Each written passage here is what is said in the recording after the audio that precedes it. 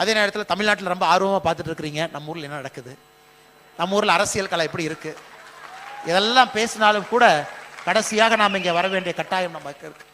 இன்னைக்கு தமிழகத்தை பொறுத்தவரை ஒரு அற்புதமான மாநிலம். நாம் எல்லோரும் கூட தமிழகத்தில் மறுபடியும் தேசியமும் ஆன்மீகமும் இரண்டு கண்களாக வர வேண்டும் என்று நினைக்கின்றோம். தமிழகத்தில் இருக்கக்கூடிய முக்கியமான தரவுகளை ஆய்வறிக்கைகளை பார்க்கும் பொழுது எங்கேயோ ஒரு இடத்துல ஒரு சின்ன கோபம் நம்ம எல்லாத்துக்குமே வருது. எப்படி இருந்த ஒரு தமிழகம், எப்படி இருக்க வேண்டிய ஒரு தமிழகம், எப்படிப்பட்ட மனிதர்கள் வாழ்ந்த ஒரு தமிழகம். இன்னைக்கு குடி என்பது சாதாரணமாக கொண்டிருக்கிறதே, குடிபோதை என்பது எல்லா இடத்துலையும் வந்துருச்சு அப்படிங்கிறதெல்லாம் நமக்கு நிச்சயமாக ஒரு பெரிய ஒரு மன உறுத்தலை நமக்கு உண்டு செய்திருக்கிறது. அதே நேரத்தில் சட்டம் ஒழுங்கு, பாதுகாப்பு, இது அரசியல் பேசக்கூடாத ஒரு மேடை. நான் அரசியல் பேச விரும்பவில்லை, எந்த ஒரு கட்சியை பற்றி குறை நிறைகளை சொல்வதற்கும் இங்கே வரவில்லை. ஆனால் நிச்சயமாக நம் எல்லோருடைய பொறுப்பும் கூட தமிழகத்தில் இழந்த ஒரு பெருமையை மீட்க வேண்டிய கடமையும் கட்டாயமும் நமக்கு இருக்குங்க. எந்த மாற்று கருத்தும் இல்லை. ஏன்னா இன்னைக்கு நாம இத்தனை பேர் இங்க வந்திருக்கிறீங்க, இத்தனை பேர் படித்தவர்கள் இங்க இருக்கிறீங்க, படிப்புனால நீங்க இன்னைக்கு ஐக்கிய அரபு எமிரேட்ஸ் வந்திருக்கிறீங்கன்னா அதெல்லாம் பின்னாடி திரும்பி பார்த்தீங்கன்னா எத்தனையோ பேர் பிள்ளையார் சொல்லி போட்டிருக்காங்க. நீங்க படிப்பதற்கு நல்ல ஒரு தரமான அரசு பள்ளிக்கூடத்தில் படித்து இங்கே வருவதற்கு. கர்ம வீரர் காமராஜர் ஐயா 9 ஆண்டுகள் தமிழகத்தினுடைய முதலமைச்சராக இருந்தாங்க. 1954 1963 வரை. அந்த 9 ஆண்டுகள் தமிழகத்தினுடைய முதலமைச்சராக இருந்த பொழுது 9 ஆண்டும் தமிழகத்தில் சாராய கடை திறக்கப்படவில்லை. ஆனால் காமராஜர் ஐயா என்ன திறந்தார்?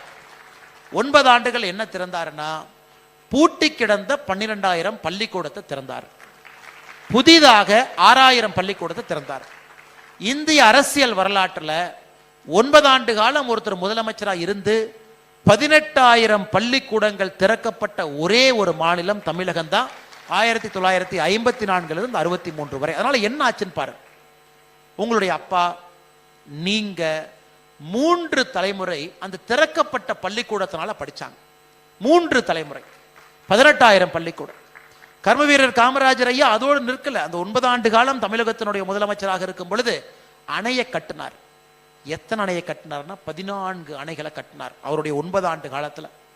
அணையை கட்டுறதோடு நிற்கல, பாசன வசதியை ஏற்படுத்தினாங்க. லட்சக்கணக்கான விவசாய நிலத்தை தமிழகத்தில் நீர் வரத்து வரும் அளவுக்கு அதை மேம்படுத்தினாங்க.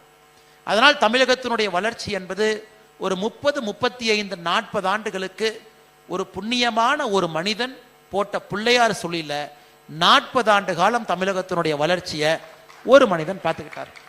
இன்னைக்கு தமிழகத்தை பொறுத்தவரை மறுபடியும் விவசாயத்தை மேம்படுத்த வேண்டிய கட்டாயத்திற்கு நாம் தள்ளப்பட்டிருக்கின்றோம். மறுபடியும் தொழில்துறையை இன்னும் வேகமாக கொண்டு செல்வதற்கான நேரத்தில் நாம் இருக்கின்றோம். மறுபடியும் நம்முடைய குழந்தைகளுக்கு தரமான கல்வி கொடுக்க வேண்டிய கட்டாயத்தில் நாம் இருக்கின்றோம். மறுபடியும் நாம் இருக்கின்றோம். ஆனால் நிச்சயமாக இதெல்லாம் கூட தமிழகத்தில் இன்னைக்கு பரவலாக பேசப்படக்கூடிய பொருட்கள். இது பண்ணணும், செய்யணும், தரமான கல்வியை திரும்ப கொடுக்கணும். டாஸ்மார்க் போன்ற அரசு நடத்தக்கூடிய கடைகளை மூடுவதற்கான நேரமும் வந்துவிட்டது என்று மக்கள் பேச ஆரம்பித்து விட்டார். அதையும் மூடுவதற்கான நேரம். 5500 டாஸ்மார்க் இருக்கு. ஒரு 1000 கடை முதல்ல மூடுவோம், 2000 கடையை 2வது வருஷம் மூடுவோம், இன்னொரு 1000 கடையை 3வது வருஷம் மூடுவோம். மொத்தமாக மூடவில்லை என்றாலும் கூட 3 ஆண்டுகள்ல 2 பங்கை மூடுவோம் என்கின்ற கருத்துக்கு மக்கள் தள்ளப்பட்டிருக்கின்றார்கள். நிச்சயமாக அரசியல்வாதிகள் எப்பொழுதுமே பார்த்தீங்கன்னா எல்லாம் காணாமல் போனதுக்கு அப்புறம் தான் அரசியல்வாதிகள் உணர்வாங்க. மக்களுடைய பல்ஸை ரியல் டைம் அரசியல்வாதிகள் தமிழகத்தில் புரிந்து கொண்டு ரொம்ப நாள் ஆச்சுங்க. ரியல் டைம் மக்கள் என்ன நினைக்கிறாங்க? அரசியல்வாதிகளை பொறுத்தவரை தமிழகத்தில் இன்னைக்கு 2 மொழி போதும் அப்படிங்கிறாங்க. 2 மொழி போதுங்கிறாங்க. ஏன்னா அரசியல்வாதிகள் 3 மொழி 4 மொழி கற்ற அரசியல்வாதிகள் யாரும் இன்னைக்கு இல்லைங்க ஐயா. ஒரு மொழியே சரியாக பேசாத அரசியல்வாதிகள் தான் இன்னைக்கு இருக்காங்க.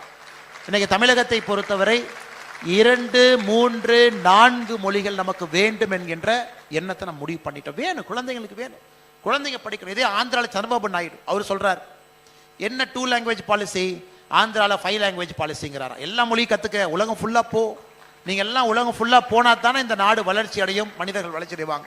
இன்னைக்கு தமிழ்நாட்டில் நாம் கேட்கறது 5 லாங்குவேஜ் வேண்டாங்க, 3 லாங்குவேஜ் முதல்ல கொடுத்தா போதும், அதுக்கப்புறம் 4 லாங்குவேஜ், அதுக்கப்புறம் 5 லாங்குவேஜ். அதிலும் குறிப்பாக இந்த 2020 தமிழ் மொழியில் கற்றுக்கணும்.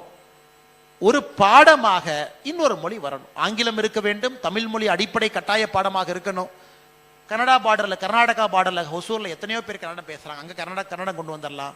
கோயம்புத்தூர் மலையாளம் பேசுறாங்க, அங்க மலையாளம் கொண்டு வந்துடலாம். சென்னையில் கிட்டத்தட்ட 20% மக்கள் தெலுங்கு பேசுறாங்க, அங்கே தெலுங்கு கொண்டு வந்து விடலாம். அதனால இதையும் இன்னைக்கு நாம் ஆக்ரோஷமாக பேச ஆரம்பித்திருக்கின்றோம். தமிழகத்தில் அடுத்த கட்ட வளர்ச்சிக்கு அதிகமான மொழிகள் நாம் தெரிந்திருக்க வேண்டிய கட்டாயம் நமக்கு இருக்கிறது என்பதையும் நாம் இன்னைக்கு உறுதியாக பேச ஆரம்பித்திருக்கின்றோம். இது ஒரு இன்னைக்கு இதெல்லாம் டிஸ்கஷன் பாயிண்ட்ஸுங்க, இதெல்லாம் டிஸ்கஷன் பாயிண்ட்ஸ். நம்முடைய வளர்ச்சி எப்படி இருக்கணும், மக்கள் இதெல்லாம் பேசணும். நாம் எப்படி அடுத்த கட்டத்திற்கு போகணும், இதையெல்லாம் பேசணும்.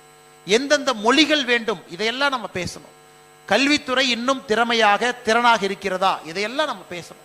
இன்னைக்கு தமிழகத்தில் பார்த்தீங்கன்னா செங்கல்பட்டு, சென்னை, கோயம்புத்தூர் இந்த 3 மாநிலங்கள் தமிழகத்தினுடைய மொத்த பொருளாதார குறியீடு ஸ்டேட் ஜிடிபியில் இந்த 3 மாவட்டங்கள் மட்டுமே தமிழகத்தில் அதிகமான உற்பத்தி திறன் கொண்ட மாவட்டமாக இருக்கு.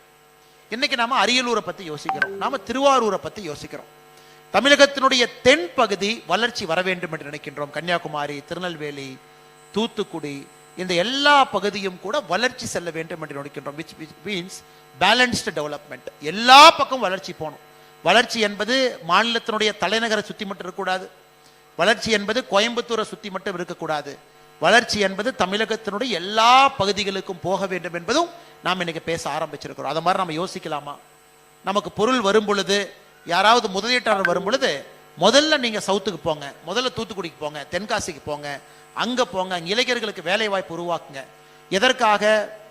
சதர்ன் பார்ட் ஆஃப் தமிழ்நாட்டில் இருக்கக்கூடிய இளைஞர்கள் எதற்காக உலகம் முழுவதும் வேலைக்கு போகணும்? சிங்கப்பூர்ல இருக்கிறாங்க, லண்டன்ல இருக்கிறாங்க, உலகம் முழுவதுமே. மதுரைக்கு கீழே தென்காசி, கன்னியாகுமரி வரைக்கும் பார்த்தீங்கன்னா லட்சக்கணக்கான இளைஞர்கள் உலகம் முழுவதும் வேலை பார்க்குறாங்க. இன்னைக்கு அந்த இளைஞர்களுக்கு அந்த பகுதியில் வேலை வாய்ப்பை உருவாக்க வேண்டிய கட்டாயம் நாம் இருக்கிறோம். வளரணும், தமிழ்நாடு முழுவதும் வளரணும், தமிழ்நாட்டினுடைய எல்லா பகுதியும் வளர வேண்டும் என்பதில் நாம் தெளிவாக இருக்கின்றோம். அதையெல்லாம் தாண்டி ஒரு தேசிய சிந்தனை எல்லா இடத்துலையும் வரணும். அது பாட புத்தகத்திலிருந்து ஆரம்பிக்கணும். ஒரு அடிப்படை பாட புத்தகத்தில் ஒரு குழந்தை அதை திறந்து படிக்கும் பொழுது அந்த தேசிய சிந்தனை அந்த பாட புத்தகத்திலே விதைக்கப்பட்டிருக்க வேண்டும். அந்த குழந்தை படிக்கணும், எல்லாத்தையும் படிக்கணும். அந்த குழந்தை இன்னுமே யாரோ வந்தாரு, தென்னை வெட்டினாரு, கல்லுக்கடையை நிறுத்தினாரு அப்படிங்கிறத மட்டும் ஒரு குழந்தை எத்தனை வருஷம் படிக்கணும்? அது முக்கியம்தான், அதையும் ஒரு பக்கம் வைங்க. ஆனா ஒரே கதையை எத்தனை வருஷம் 3 பக்கத்துக்கு எழுதுவீங்க? எல்லா விஷயத்தையும் எழுதுவோம். இந்தியாவில் சுதந்திரத்திற்காக போராடி எல்லா தலைவர்களையும் கொண்டு வாங்க. தமிழகத்தில் எல்லா பகுதியிலும் சுதந்திரத்திற்காக போராடி அவங்களை கொண்டு வாங்க. அந்த குழந்தை ஒரு பாட புத்தகத்தில் ஒரு அடிப்படை மாற்றம் கொண்டு வரும் பொழுது மட்டும்தான் அந்த குழந்தைக்கு அங்கிருந்து தேசபக்தி உருவாகிறது. பள்ளிக்கூடத்தில் தேசபக்தி சம்பந்தப்பட்ட விஷயங்களை எல்லாம் சொல்லி கொடுத்து ஒரு நாடகம், இன்னைக்கு நீங்க பாருங்க ஐயா, மிகப்பெரிய மனிதர்களை எங்கிருந்து தேசபக்தி கிடைச்சது? மகாகவி சுப்பிரமணிய பாரதி, அவருடைய வாழ்க்கையை மட்டும் எடுத்துக்க. தேசபக்தி எங்கிருந்து வந்துச்சு? பள்ளிக்கூடத்திலிருந்து ஆரம்பிச்சது. பள்ளிக்கூடத்தில் ஒரு ஆசிரியர் அங்கே தேசபக்தி உணர்வை ஊட்டி 5 வயசுல தந்தை இழக்கின்றாங்க, 15 வயசுல அம்மா விளக்குறாங்க. அதன் பிறகு காசிக்கு போறாங்க. எங்கேயோ ஒரு இடத்துல அந்த தீயை கொழுந்து விட்ட ஒரு தீயை கொடுத்த பிறகு அது கொழுந்து விட்டு எரியுது. ஸோ பள்ளிக்கூடத்தில் இன்னைக்கு அடிப்படையான விஷயங்களை பேச வேண்டிய கட்டாயம் தமிழ் சமுதாயத்திற்கு இருக்கு. அதையும் நம்ம செய்யணும். இதற்கெல்லாம் தீர்வு உங்களுக்கு தெரியும். மக்கள் சிந்திக்க ஆரம்பித்தாவே தீர்வு என்று நான் நினைக்கின்றேன். மக்கள் சிந்திக்க ஆரம்பிச்சிட்டாங்கன்னா, இதை பத்தி பேச ஆரம்பிச்சிட்டாங்கன்னா